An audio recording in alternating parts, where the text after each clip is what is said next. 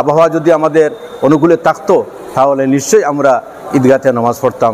যাই হোক, এটা উপরওয়ালার হুকুম। আল্লাহ। শিলচর মেহেরপুর ঈদগাহে অবিরাম বৃষ্টির কারণে ঈদগাহের পরিবর্তে ঈদ উল আজহার নামাজ মসজিদে অনুষ্ঠিত হলো। ভারী বৃষ্টিপাতে ঈদ উল আজহার নামাজ ঈদগাহে আর আদায় করা হলো না। 3 দিন ধরে লাগাতার বর্ষণ চলছে গোটা উত্তর পূর্বাঞ্চলে। ব্যতিক্রম নয় বরাক উপত্যকাও। ধারাবাহিক বর্ষণে বরাক উপত্যকার প্রতিটি ঈদগাহে ঈদ উল আজহার নামাজ পড়া সম্ভব হয়নি। শিলচরে সর্ববৃহৎ ঈদের জামাত হয়ে থাকে ইটখোলা ঈদগাহে। বৃষ্টির দারুণ সেখানেও নামাজ সম্ভব হয়নি। শিলচর মেহেরপুর ঈদগাহে অবিরাম বৃষ্টির কারণে ঈদগাহের পরিবর্তে ঈদ উল আজহার নামাজের জামাত মসজিদে অনুষ্ঠিত হয়েছে। বৃষ্টি উপেক্ষা করেও নামাজের জামাতে মুসল্লিদের উপস্থিতি ছিল চোখে পড়ার মতো। সোমবার সকালে 8:30টায় মেহেরপুর পুরাতন জামে মসজিদে ঈদের নামাজ অনুষ্ঠিত হয়। এদিকে আবহাওয়ার প্রতিকূল থাকায় প্রায় সবকটি ঈদগাহে নামাজ বাতিল করে মসজিদে আদায় করা হয়েছে। এতে সময়সূচিরও পরিবর্তন ঘটেছে। এছাড়াও স্থানীয় বিভিন্ন মসজিদে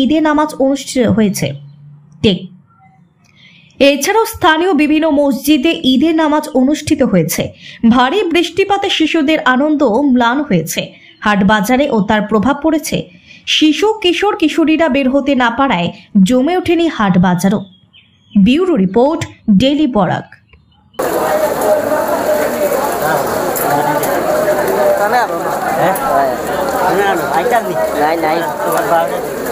বন্ধ এবার নাই, বন্ধ না, এবার দেওয়ার না।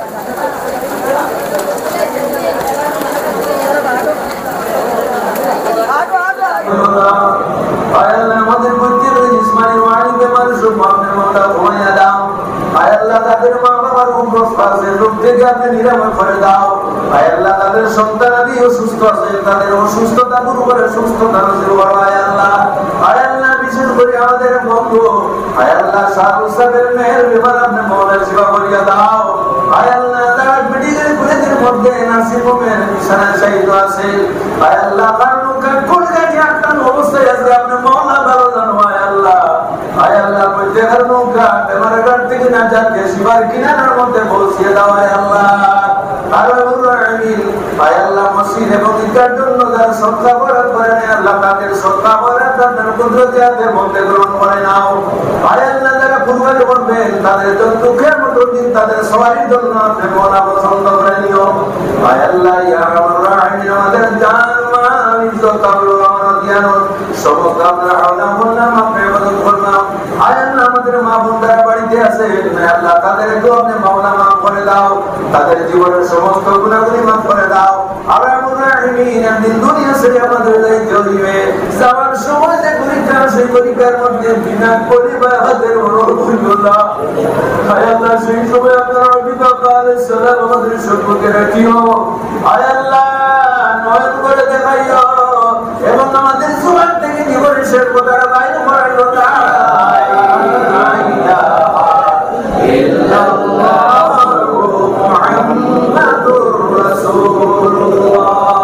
سبحان ربك رب العزة عما يصفون وسلام على المرسلين والحمد لله رب العالمين।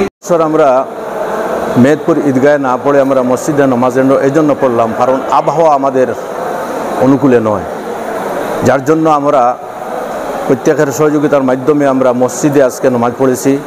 আর এই নামাজটা শান্তিপ্রিয়ভাবে সুন্দরভাবে সুষ্ঠু হয়েছে, কোনো অসুবিধা নেই। এবং আমাদের মধ্যে যে ভ্রাতৃত্ববোধ, আমাদের মধ্যে যে শান্তি সম্প্রীতি যেটা আছে, এই শান্তি সম্প্রীতি বজায় রেখেই আমরা ঈদের নামাজ শেষ করেছি, ঈদের নামাজ আমরা পড়েছি। এবং আমি প্রত্যেককে আহ্বান করেছি শান্তি সম্প্রীতি বজায় রাখে আজকে ঈদ উল আজহার দিন যাবে হোক আমাদের এই অনুষ্ঠান আমরা পালন করব। আমরা প্রত্যেকের সঙ্গে হাসি খুশির সাথে আমরা মেলামেশা করব এবং ঈদের শুভেচ্ছা আমরা প্রত্যেককে জানাইব। এই কারণে আজকে আমরা ঈদগাহে নামাজ না পড়ে আমরা মসজিদে নামাজ পড়লাম বাধ্যতামূলক। কেননা বৃষ্টি হইতেছে, যদি বৃষ্টি হতো না, যদি আবহাওয়া যদি আমাদের অনুকূলে থাকতো তাহলে নিশ্চয়ই আমরা ঈদগাহে নামাজ পড়তাম। যাই হোক, এটা উপরওয়ালার হুকুম, আল্লাহ সুবহানাহু ওয়া তাআলার হুকুম। তিনি যেভাবে আমাদেরকে রাখতে চান সেইভাবে আমরা রাজি আছি। আমরা আজকে মসজিদে নামাজ পড়লাম, তাতেও আমরা রাজি আছি, কোনো অসুবিধা নেই। আল্লাহ সুবহানাহু ওয়া তাআলা আমাদের প্রত্যেককে শান্তি শৃঙ্খলা বজায় রাখার তৌফিক দান করুন, আমিন।